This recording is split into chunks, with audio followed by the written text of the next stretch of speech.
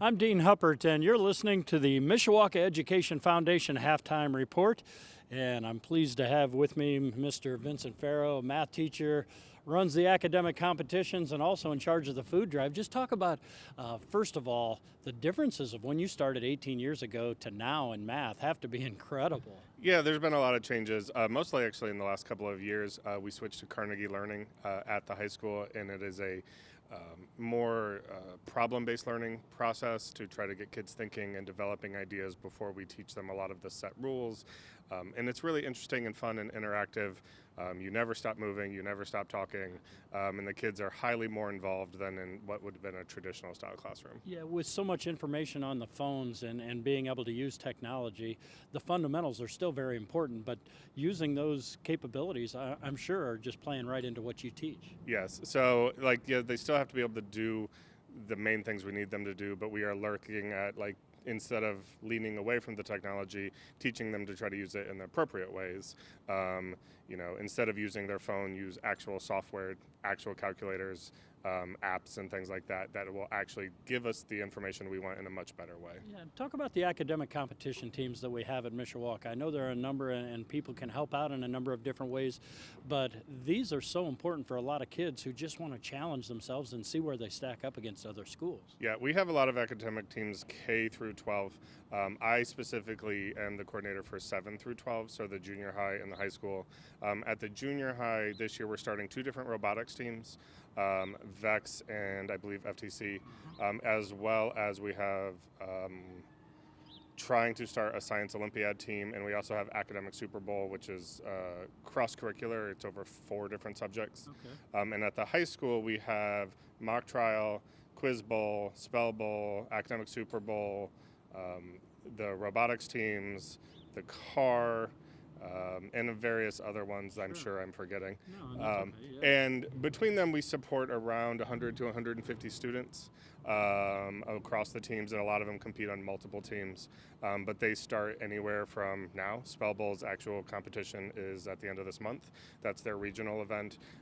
Through Academic Super Bowl, which is our latest competition, their regional event is in April. So they span the entire school year, and there's something interesting for anyone. If they have any interest in any particular subject, I'm sure there's an academic team for them. Yeah, and you wear a number of different hats, and one of them is coming up, and it's going to be huge. The food drive is an annual tradition. You were telling me that you think that it goes back to 1980, Correct. but here you are almost a decade in helping out all the people of Mishawaka community. Yeah, Mr. Manuzak, from what we can best tell, started this in 1980 just here at the high school. And I would say 15, 20 years ago, it became into the whole corporation. And then I took over when he stepped down and retired, I think 9 years ago, from the best of my records. It's been a whirlwind, right? It's a blur. I love it. I tell everyone it's the best thing that I do every year.